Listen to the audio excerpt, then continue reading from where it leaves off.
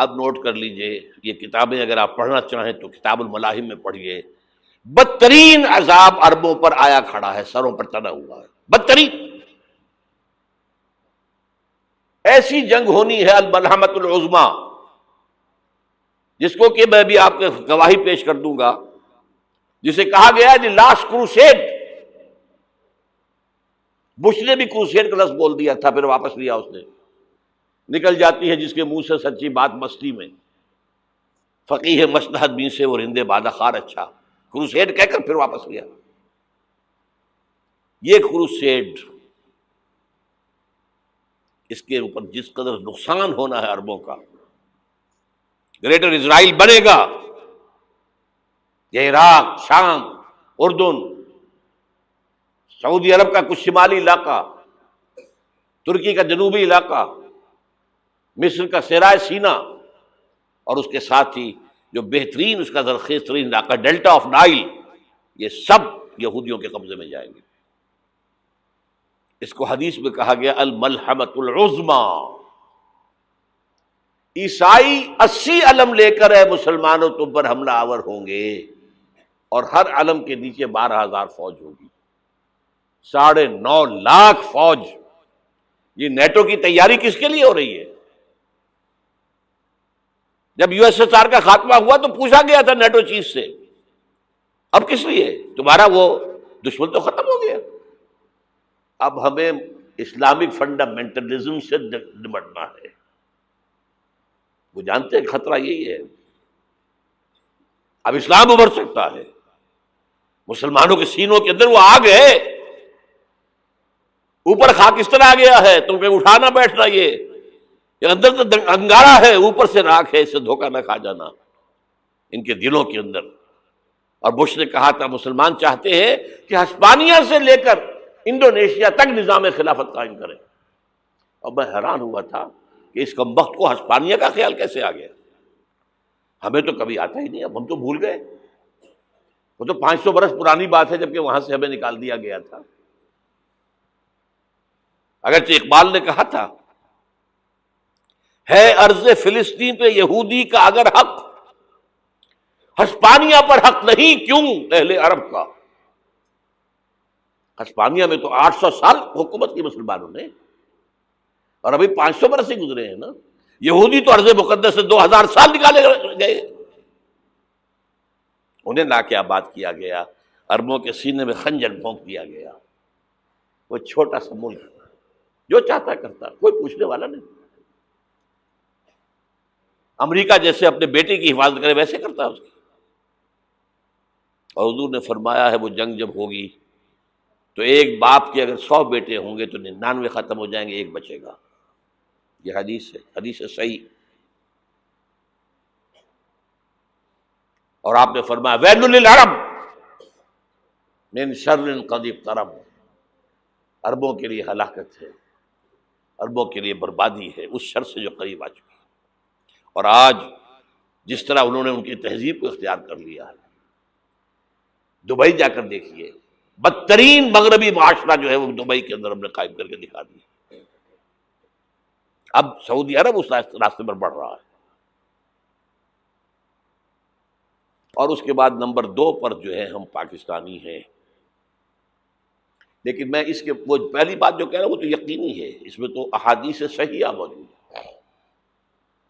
اگرچہ اس کے بعد پانسا پلٹے گا، پھر حضرت مہدی کا ظہور ہوگا، حضرت عیسیٰ کا نزول ہوگا، اور وہ گریٹر اسرائیل گریٹر گریو یارڈ بنے گا یہودیوں کا، ایک ایک یہودی قتل ہوگا اور دفن ہوگا۔ یہ بات میں ہونا ہے، میں پہلی بات بات کر رہا ہوں۔ وہ پانسا پلٹے گا جب پلٹے گا، ابھی جو سامنے ہے وہ کیا ہے؟ جس ملحمۃ العظمیٰ کہا حضور نے، جسے آرمگیڈون کہتے ہیں عیسائی۔ آرمگیڈون کی اگر کہیں جا کر آپ دیکھیں گے، آپ ڈکشنری میں مانی تو کیا لکھا ہے؟ A very big war which will be fought between the forces of evil and good before the end of this world۔ اس دنیا کے خاتمے سے پہلے خیر اور شر کی قوتوں کے درمیان بہت بڑی جنگ ہوگی۔ ارمجدون اسے کہتے ہیں عربی میں، اور ارمگیڈون اسے کہتے ہیں انگریزی کے اندر۔ اور یہ بائبل کی آخری کتاب کے اندر ہے، جو اس میں کہ مکاشفات یوحنا، ریولیشنز آف سینٹ جان. یہ تو میں کہہ رہا ہوں یقین کے ساتھ، اور زیادہ دور نہیں ہے، آیا چاہتا ہوں. اس لیے کہ یہودیوں کا اور عیسائی جو کنزرویٹوز ہیں، نیو کنزرویٹوز، ان کا 5 نکاتی ایجنڈا ہے متفق علیہ، جس کے تحت کہ یہ جنگ صلیبی شروع کی گئی ہے. وہ سن لیجئے آپ. آرمیگیڈون نمبر 1، گریٹر اسرائیل قائم ہو جانا اس کے نتیجے میں نمبر 2، مسجد اقصی اور قبۃ الصغریٰ کو گرانا نمبر 3، وہاں تھرڈ ٹیمپل، وہ مسجد جو حضرت سلیمان نے بنائی تھی 1000 قبل مسیح میں، پھر برباد کی تھی نبوکدنضر نے، دوبارہ بنائی گئی، پھر دوبارہ ختم ہوئی 70 عیسوی تک گری پڑی ہے. ان کا خانہ کعبہ گرا ہوا ہے 70 عیسوی سے لے کر آج تک. ایک دیوار ہے ویلنگ وال، جہاں جاتے ہیں، روتے ہیں، پیٹتے ہیں، ماتم کرتے ہیں، وہاں وہ بنے گا تھرڈ ٹیمپل. اور نمبر 4، اس میں لا کر رکھا جائے گا تخت حضرت داؤد کا. یہ تخت کہاں ہے اس وقت؟ یہ لندن شریف کے اندر جو ان کی پارلیمنٹ کا جو چرچ ہے، ویسٹ منسٹر ایبے، اس میں رکھا ہوا ہے. ایک پتھر تھا جس پر بٹھا کر حضرت داؤد کی تاج پوشی ہوئی، پھر حضرت سلیمان کی ہوئی، پھر وہ پتھر رکھ دیا گیا جب حضرت سلیمان نے بنایا ہیکل مسجد اقصی، وہاں رہا وہ. ہر بادشاہ جو تھا یہودی اسی کے اوپر بٹھا کر اس کی تاج پوشی ہوتی تھی. سن 70 میں ٹائٹس نے گرایا اسے، ہیکل کو، وہ پتھر لے گیا، وہاں سے روم گیا، روم سے آئرلینڈ گیا، آئرلینڈ سے اسکاٹ لینڈ آیا، اسکاٹ لینڈ سے انگلینڈ آیا، اور اب وہ رکھا ہوا ہے 14ویں صدی عیسوی سے آج تک. وہ ویسٹ منسٹر ایبے میں رکھا ہوا، ایک کرسی کی سیٹ میں اسے بنا دیا گیا ہے تخت کی شکل میں. اب انگریزوں میں کوئی ملکہ ہو، کوئی بادشاہ ہو جس کی بھی تاج پوشی ہونی اس میں ہوتی.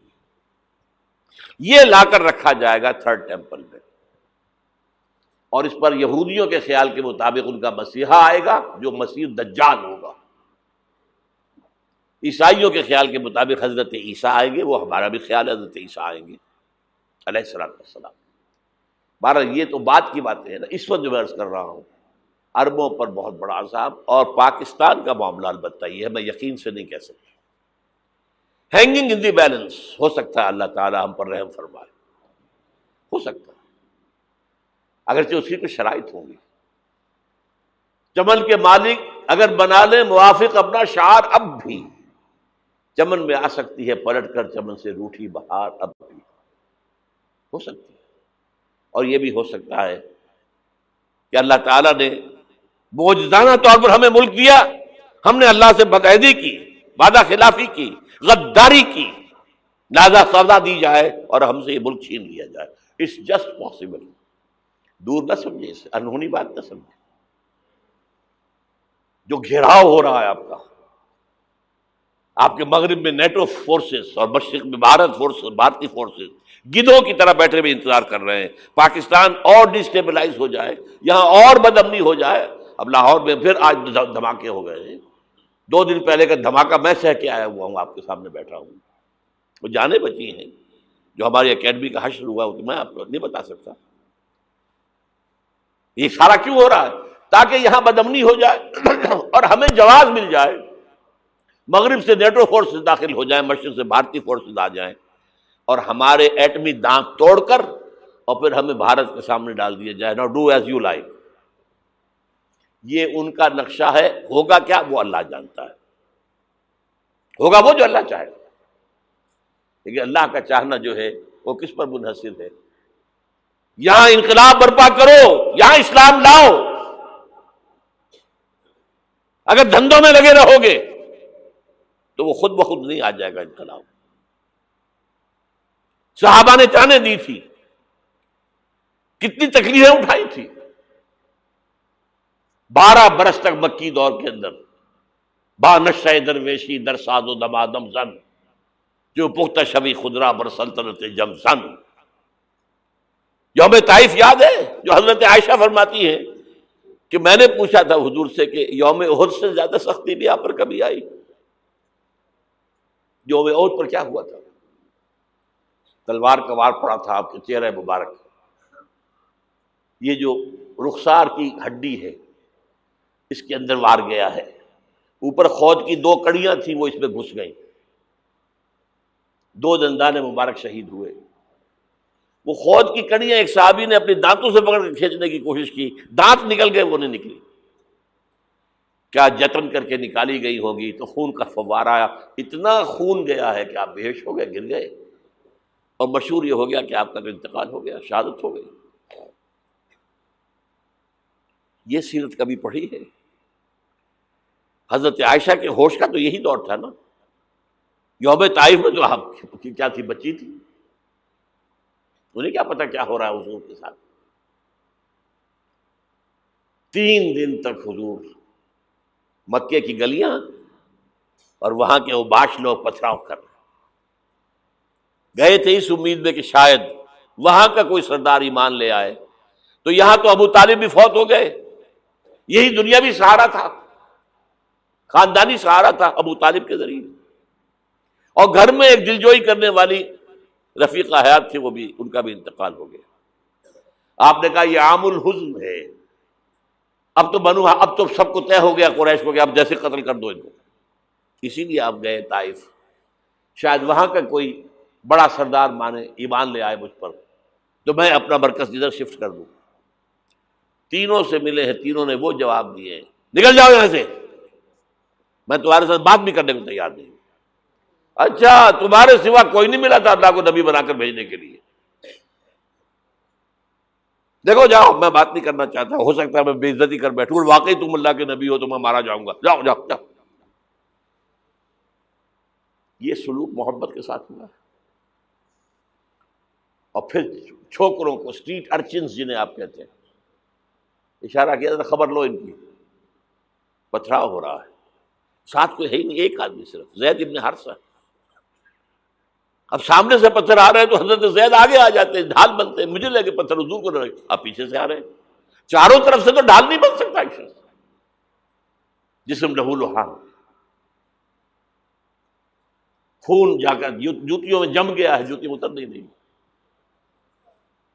پھر وہاں سے واپسی پر جو دعا مانگی ہے،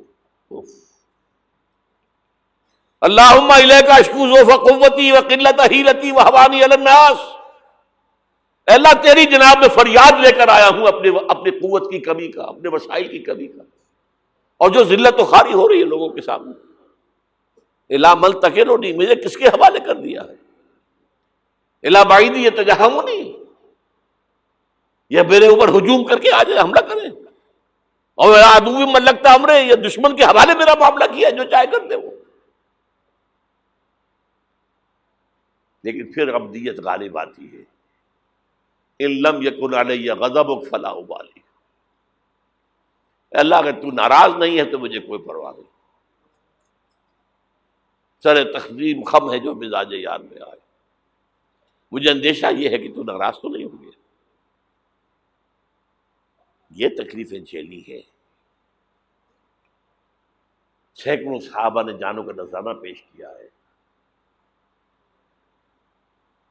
احزاب کی جنگ میں فاقوں پر فاقے ہو رہے تھے، اور ان فاقوں کی حالت میں خندق کھودنے کا حکم ملا ہے، لوگوں کی کمریں دوہری ہو رہی ہیں، پتھر باندھے ہیں اپنے پیٹوں سے، اپنی چادروں کے ساتھ کس کر، کمر دوہری نہ ہو جائے۔ اور جب صحابہ کدالیں چلا رہے ہیں تو کیا کہہ رہے ہیں؟ نحن الذین بایعوا محمدا علی الجہاد ما بقینا ابدا، اللہم لا عیش الا عیش الاخرہ۔ صحابہ کہتے تھے ہم وہ لوگ ہیں جنہوں نے محمد سے بیعت کی ہے کہ جہاد کرتے رہیں گے جب تک جان میں جان نکل جائے تو بات، اور جان ہے، چاہے ابھی بھوک سے کمر دوہری ہوئی جا رہی، جان تو ہے۔ اور ایک دفعہ کہتے تھے اللہم لا عیش الا عیش الاخرہ، اللہ عیش، زندگی تو آخرت کی زندگی ہے۔ اور حضور فرماتے تھے، حضور کے بیٹھے ہوئے نہیں تھے گاؤں تکیہ لگا کر، پتھر اٹھا اٹھا کر خندق میں سے لے جا کر باہر پھینک رہے تھے۔ جب صحابہ کہتے ہیں اللہم لا عیش الا عیش الاخرہ، حضور فرما رہے ہیں فاغفر الانصار والمہاجرہ، اے اللہ ان انصار اور مہاجرین کی مغفرت فرما دے۔ پھر حضور کی خدمت میں کچھ لوگ آئے، حضور اب یہ فاقہ ناقابل برداشت ہو گیا، دیکھیے ہم نے یہ پتھر باندھے ہوئے اپنے پیٹوں کے ساتھ۔ حضور نے کرتا اٹھا کر دکھایا، وہاں 2 پتھر باندھے ہوئے۔ یہ ہے سیرت النبی۔ آپ کس چیز کو سیرت النبی سمجھتے ہیں؟ بہرحال اس موضوع پر میری ایک کتاب ہے منہج انقلاب نبوی، کہ انقلاب کیسے آیا تھا۔ اگر دل میں ذرا بھی آرزو پیدا ہو گئی ہو کہ اللہ قبول کر لے مجھے قبول کر لے اس کام کے لیے، تو وہ کتاب آپ کے لیے مسٹ ہوگی، اس کا پڑھنا۔ هي الحلقات تحفظني بآيات من القرآن، هي الحلقات تملأني بحب المصطفى العدنان، هي الحلقات تحفظني